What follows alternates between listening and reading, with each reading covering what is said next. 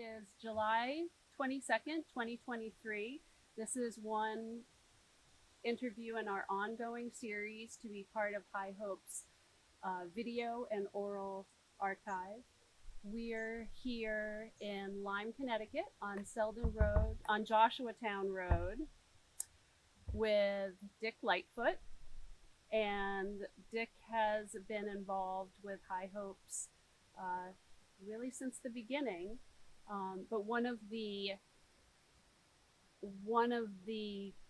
key events in the foundation's development was a meeting here in Dick and Judy's living room in the early 80s of the major stakeholders. And Dick, would you tell us about that first meeting of major stakeholders?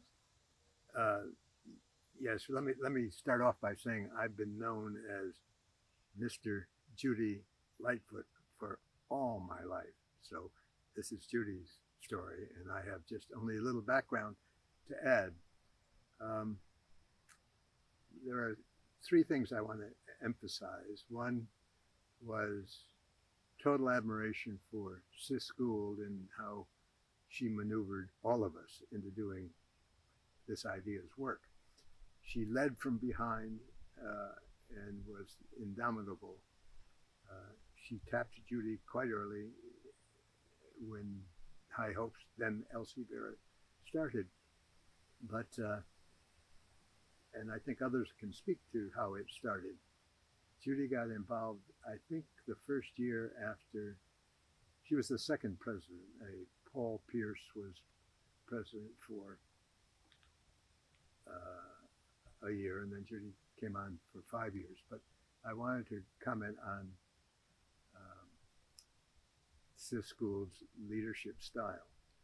But going back to your question about the meeting we had in this living room, it was a time when there wasn't a lot of confidence amongst the people in the leadership group, and everybody spent time waiting for a big donor to make the whole thing happen, and I saw it wasn't happening. So Judy and I invited everybody, or not everybody, but 10 or 12 people: Barbara Kashansky, Emily Griswold, Connie Davison, Grace Hamilton. I'm going to forget somebody. I apologize for that. But the plan was not to look for some one person to underwrite everything, but to have all these people together. And the way we set it up was I gave everybody an envelope, and the envelope had only one thing inside, and it was a little note that said $25,000, $75,000, $50,000.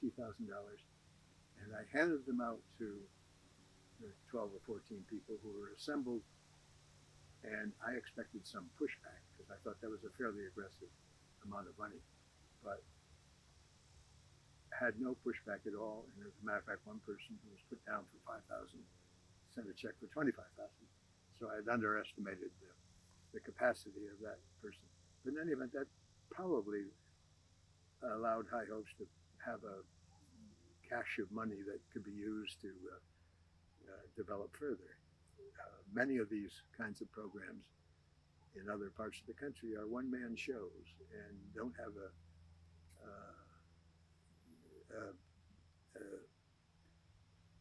durability. And so the combination of CIS engaging everybody else to do the work of High Hopes, and I think nearly $500,000 allowed the High Hopes to get a start. And then one of the next major phases of fundraising for High Hopes was the Symphony in the Meadows, the first Symphony in the Meadows, which is the annual benefit that occurred in June, and you were instrumental in creating that event. Well, one of the other things was you might have had this $500,000 pot, but you more money in order to run the program.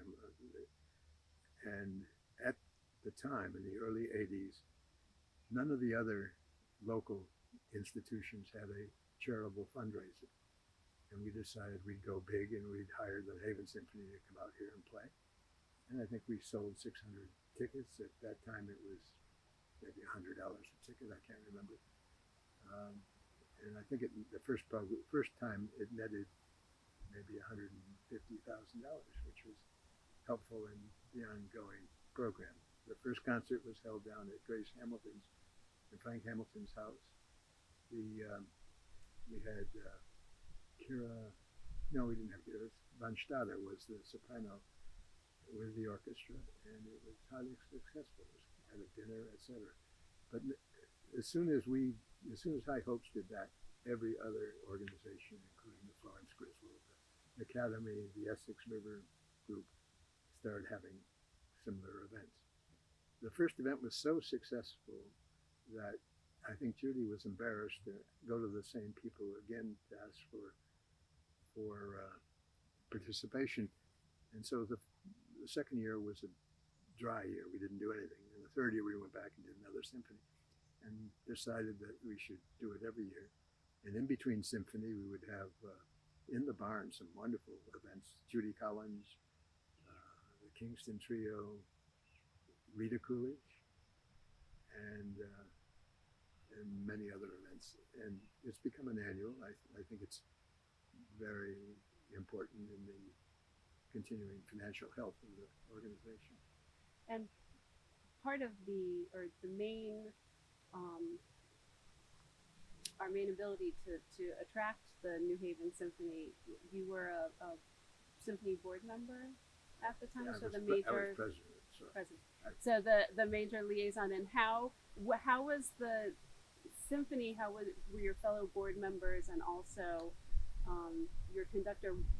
Had they done this type of nonprofit event before, aside for? Oh yes, I think they have. Okay. They had. So they were. There was no pushback on coming to Lyme to be in the middle of a field. No. Sometimes in the lights overhead at night, the flies would buzz all over the place, and every once in a while the viola player would go.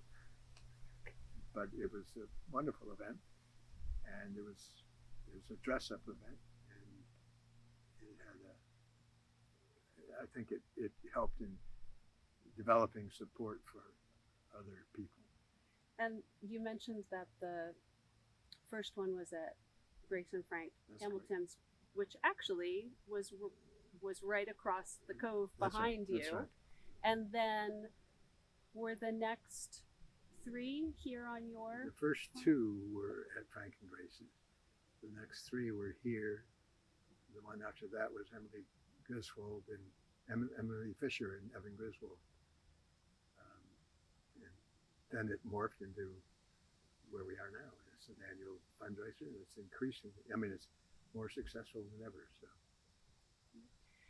And would you speak? I know you mentioned Sis's ability to kind of just pinpoint people and get them involved, and that was how she brought Judy and you into the organization.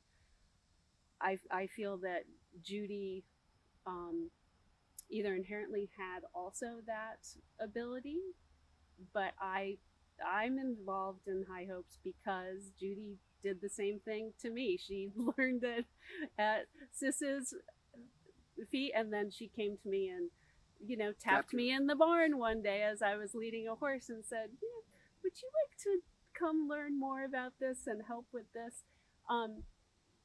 Judy is such an instrumental part of the history of High Hopes.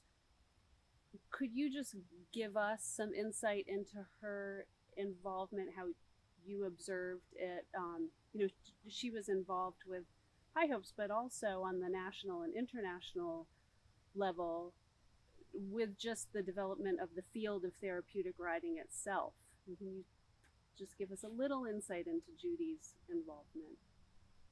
Well, I think I feel that Sis's example of leadership was instrumental and Judy followed it. I suspect it was also a natural ability she had. But she was a person who could build consensus. She seldom would stand out in front and say, this is the way we're going to do it. Agree? That was more my style. Hers was to involve everybody. And I don't ever remember having a negative relationship with anybody involved in any of the charitable organizations she worked in. So she was very special.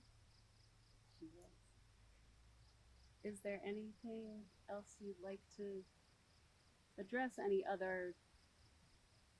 other funny memories, irreverent? Because we can always cut them. If there's a story you don't want to go on record, you wouldn't be the first.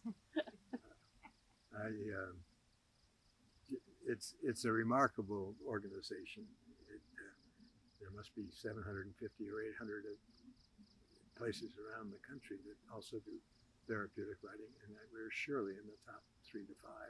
And that's a result, I think, of Sis's initial seed, which was lead from behind. All right. Wrap. I think wrap.